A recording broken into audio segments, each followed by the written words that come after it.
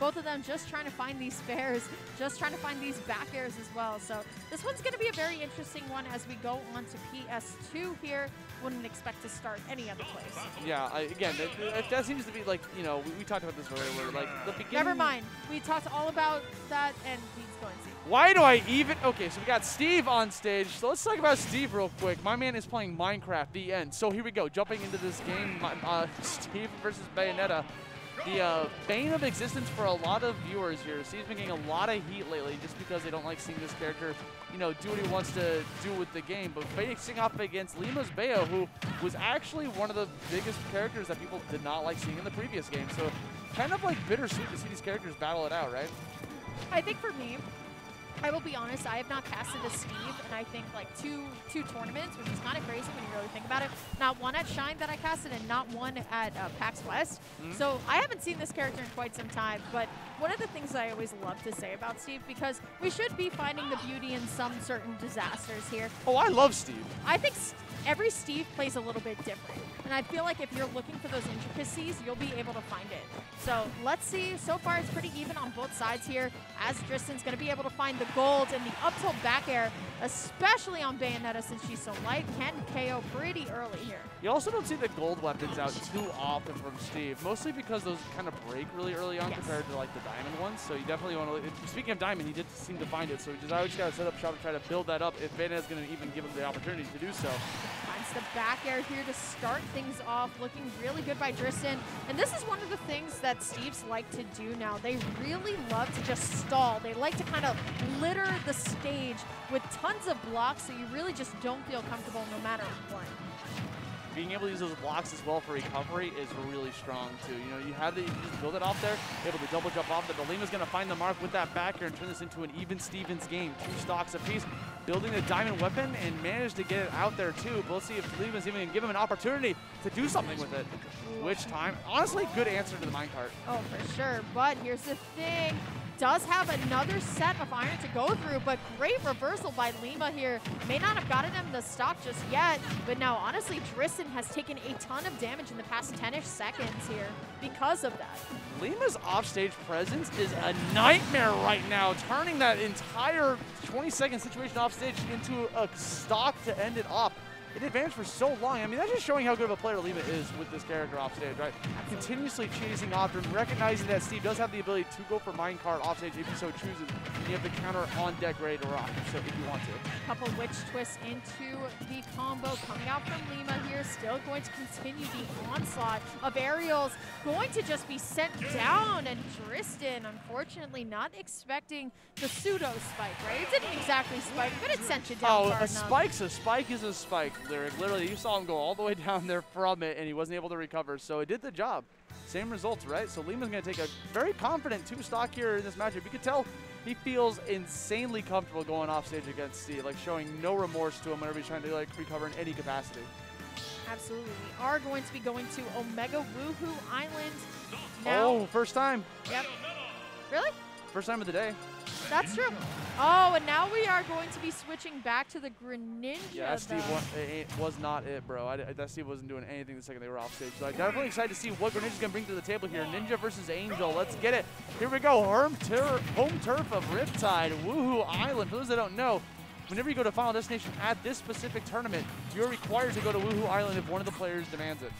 Interesting choice. I wonder who made that choice, whether that was Creator Lima or Riptide, Drystan. I'm sure. I mean, because look at it. That's Ohio in the background, right? That's looks like San Francisco. Yeah, I was going to say, that's definitely the Golden Gate Bridge.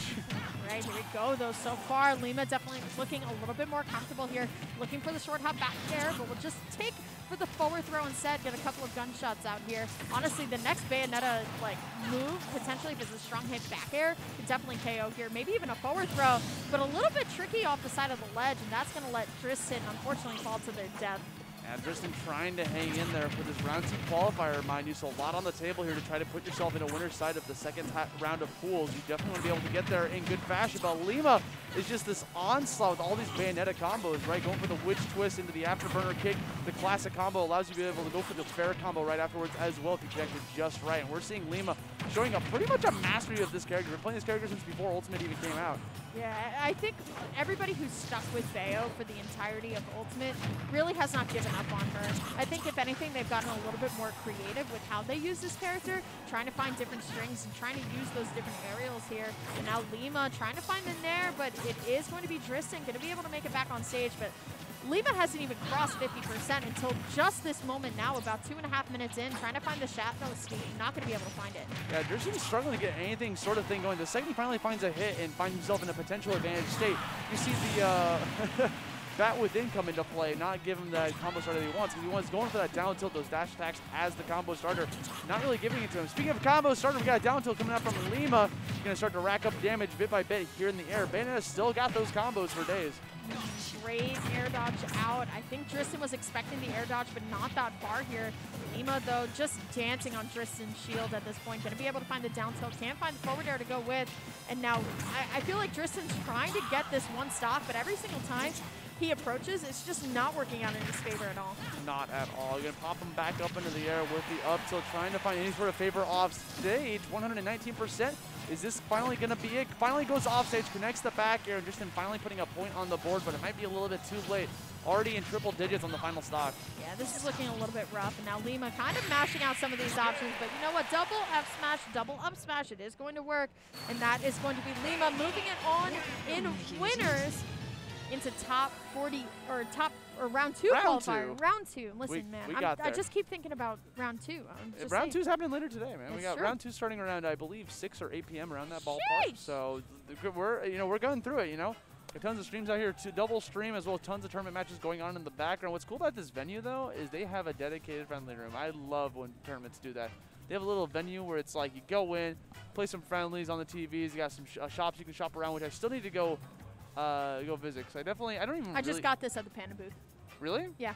To get good hood? Yeah, I like it. I might need to scoop one of those. The thing is, I got to go over there and just support someone. Yeah. It's all about supporting the boys. People coming out here with their booths, putting out some great artwork. Tons of booths out here. That's my favorite thing about tournaments is actually going to the artist alley. Yeah, that's true. I feel like when you have tons of space and you have to utilize it well. Of course. I feel like a lot of the times when tournaments don't utilize their space well, it's like, well, what are you really using this for? So, I mean, the Kalahari has tons of ballrooms, and we've been seeing it. I peeped in on the Splatoon room. Like, that was really cool. I love the Splatoon room. Don't even get me started. Don't even get me started. You'll see Aussie casting Splatoon on Sunday.